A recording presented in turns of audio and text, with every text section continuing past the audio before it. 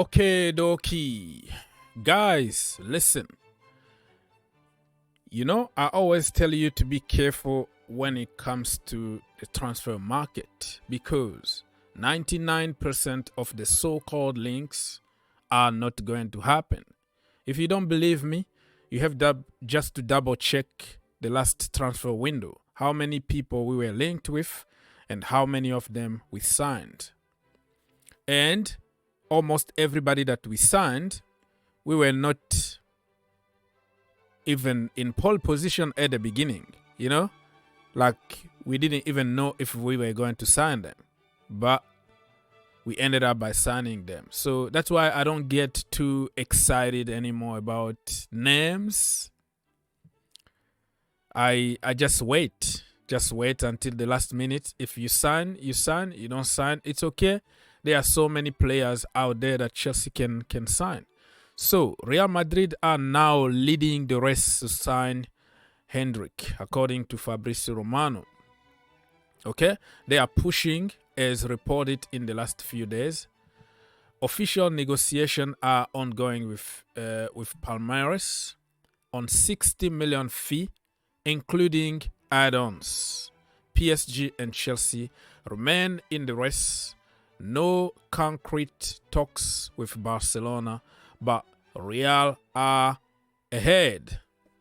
Okay, few weeks ago, his family came to Cobham. Thiago Silva was leading. Chelsea were leading the race, apparently. And I made a video back then to tell you that visiting Cobham Training Center means nothing. Meeting players and their agent or parent is not a new thing. You know, I still remember when Abramovic met, like, you know, Neymar's father and family in New York City, and Luka Modric went to Abramovic's private jet or yacht or whatever it was in Monaco. They had a very beautiful meal, but it didn't happen. So just because somebody is meeting some teams doesn't mean necessarily that he's going to sign for that team. Even Erling Haaland, you know, last summer, remember?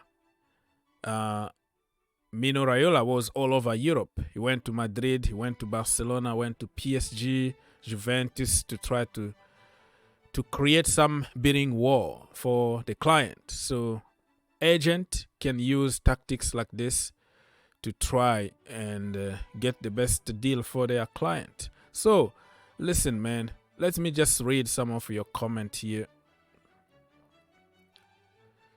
This guy here said that congratulations to him for what? 60 million for a 16 years old. This guy, Mr. James, is not happy about it.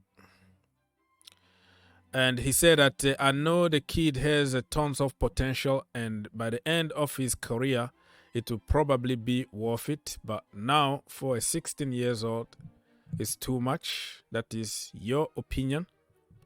And at 16, sometimes you don't know how the kid is going to develop because he's still developing physically, mentally. But it looks like the real deal, though. It looks like the next Adriano or Ronaldo, R9 or something. He got everything at the age of 16. Now, many things depend on how you behave and how you walk. If you cross your hands and say, I'm not working hard anymore, I'm a superstar, and then you might be down. Even Adriano, you know, he went down. Big Ronaldo, of course, he was sick. That the illness and injuries that killed his career. But many things can still happen from now to, you know, when he's like 20 years old.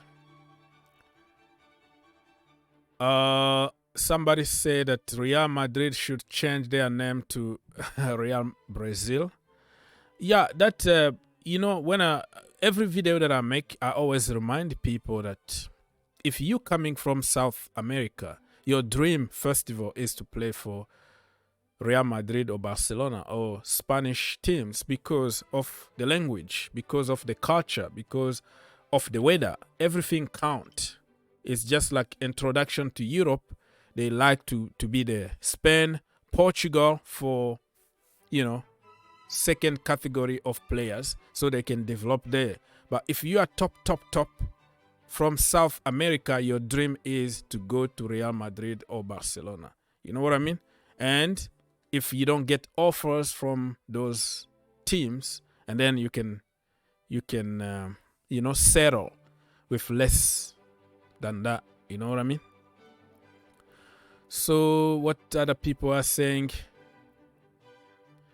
Yeah, from the beginning, this guy here knew that he was going to sign for Madrid. I told you. I said it. It's on the record. Like, don't put all our eggs in one basket and wait for this kid. He's 16 anyways. We have to wait for 2 years for him to develop and come to Europe. But we need people now, and we have people now. We have a lot of kids in that academy that we can develop and be in a very good level. I'm not saying that they're going to be like Endrick, because Endrick is like one of those kids that they are so mature in a young age. But not every kid is going to be that. 99% of the kids are going to have normal process of development. You know what I mean? But in today's society, we want everybody to be Mbappe. Everybody to be Mbappe at 17 or Messi at 17. Those are exceptional kids.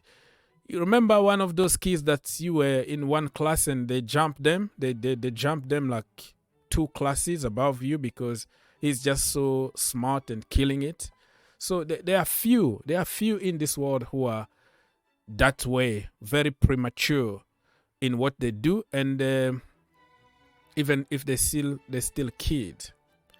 Anyways, let's continue read some of the comment here from you beautiful people. So Real Madrid are preparing for the future. And one more thing is the Vinicius agent is the same agent as this guy here, Endrick. So it makes things easier for Real Madrid to negotiate. For Chelsea, we don't know. If Todd Boehly really wanted to take a risk and pay 60 million, he could have gone, pay 60 million, secure the deal, wait for 2 years. But probably he's not sure, or analysis or data tells him just to be careful. So listen, we have a lot of ballers in our team already, and I'm not going to cry if we don't sign him. And signing a superstar, a kid superstar, doesn't mean necessarily that we're gonna win everything. Otherwise, PSG were going to win every single trophy every year because they have the best of the best, but they don't win. I would prefer to make a team than just spend every single penny on one individual, and when that individual flop, you are in trouble. You know what I mean?